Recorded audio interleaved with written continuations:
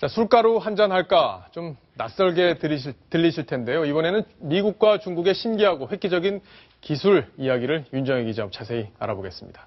자, 윤정희 기자. 네. 자, 여기 뭐가 지금 등장을 했는데 술가루란 말이 있습니까? 전 처음 들었는데 미숫가루란 말은 들어봤어도. 이번에 새로 만들어져서 아마 올해 여름이면 한 미국에서 보실 수도 있을 거라고 합니다. 예. 이 술가루라고 하는 게 지금 시판을 앞두고 있다고 하는데요. 어떤 건지 한번 좀 보여드릴게요. 네. 지금 앞에 이렇게 가루가 있잖아요. 네네. 이런 가루가 바로 술가루인데요. 네. 지금 이거는 저희가 예시로 보여드리는 거고요. 이 컵에다가 실제 술가루는 아닌 거죠? 그렇죠. 네. 컵에다가 이렇게 술가루를 넣습니다. 그 다음에 적정량의 물을 여기다 타기만 하면요. 네. 바로 이게 똑같이 술이 한 잔 된다는 겁니다. 아, 이게 술이 되는 거예요? 네. 그러니까 이게 맥주처럼 좀 되는 모양이네요. 그렇죠. 예. 그러니까 가루가 영어로 파우더잖아요. 네. 그래서 이 파우더 그리고 술의 알코올을 합쳐서 팔코올이라고 지금 부르고 있는 명칭입니다. 이 팔코올이라고 부르는 술가루가 미국에서 최근 시판을 이제 앞두고 있고 올해 여름부터 팔린다고 하는데요. 아주 소비자들 굉장히 신기하다는 반응이 아주 많습니다. 그러네요. 자, 근데 이거 먹으면 어쨌든 알코올 도수도 똑같이 다 있고. 그렇죠. 그대로 다 술처럼 그렇죠.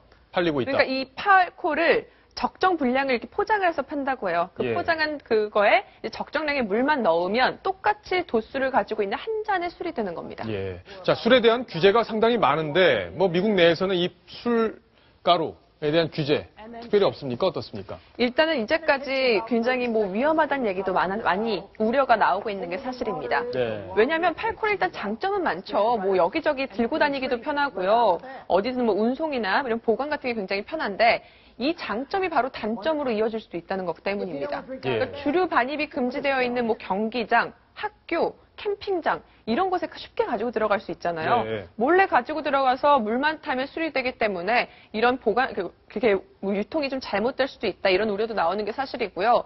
음식에 막 뿌린다든지 아니면 네. 마약처럼 코로 흡입을 한다든지 이렇게 오남용이 될 사례까지 지금 우려가 되고 있는 상황입니다. 네, 술가루. 우리나라에도 뭐 수입이 될 가능성이 있는데, 조금 전에 영상에서 보셨듯이 이렇게 몇 번 흔들어서 가루를 타서 마시는 장면 확인해 봤는데, 네. 술 좋아하시는 분들은 아주 기대가 클 것 같습니다. 자, 다음은 중국의 획기적인 기술 이야기로 한번 가봐야겠습니다. 윤정희 기자. 네. 중국 하면 사실 우리가 깜짝 놀랄 만한 얘기들이 항상 나오는 곳인데, 이번엔 또 뭘로 우리를 놀래키려고 하는 건가요?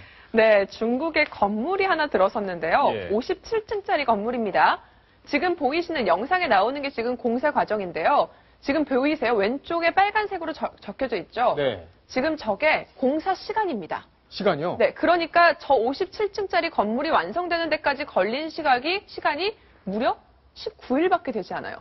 19일이요? 19일 만에 57층짜리 건물이 완성이 됐다는 겁니다. 예. 이게 믿기지 않으실 텐데 지금 이 건설 회사에서는 저렇게 타임랩스라는 촬영 기법으로 해서 이 건물이 지어지는 19일 동안의 과정을 모두 다 촬영해서 기록을 했습니다. 아니, 저렇게 높은 건물이 19일 만에 어떻게 가능할지, 저것도 뭐 특이한 공법, 중국만의 아주 신기술 이런 것들이 적용이 된 건가요? 그러니까 새로운 공법이 도입이 됐기 때문인데요. 네. 바로 조립식 공법입니다. 아, 조립식 공법. 네, 조립식 공법이라고 해서 예. 미리 콘크리트 판이나 이런 철근 같은 걸 준비를 해놓고 그 콘크리트와 철근을 서로 조립만 하면서 쌓아가는 건데요. 이 방법이 굉장히 빨라서 하루에 3개층이나 건설이 가능하다고 합니다. 네. 그러니까 하루에 3개층씩 건설이 가능하니까 57층짜리 건물이 19일 만에 지어질 수 있었죠.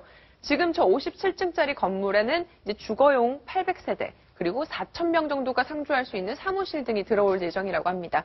그리고 저 공법을 이용해서 지금 저 건설 회사에서는요. 무려 220층짜리 이 초고층 건물까지 짓겠다고 지금 발표를 해놓은 상태네요. 김태현 변호사 많이 웃으시는데 좀 불안하지 않을까요? 어떻습니까? 저기 살 수 있을까요?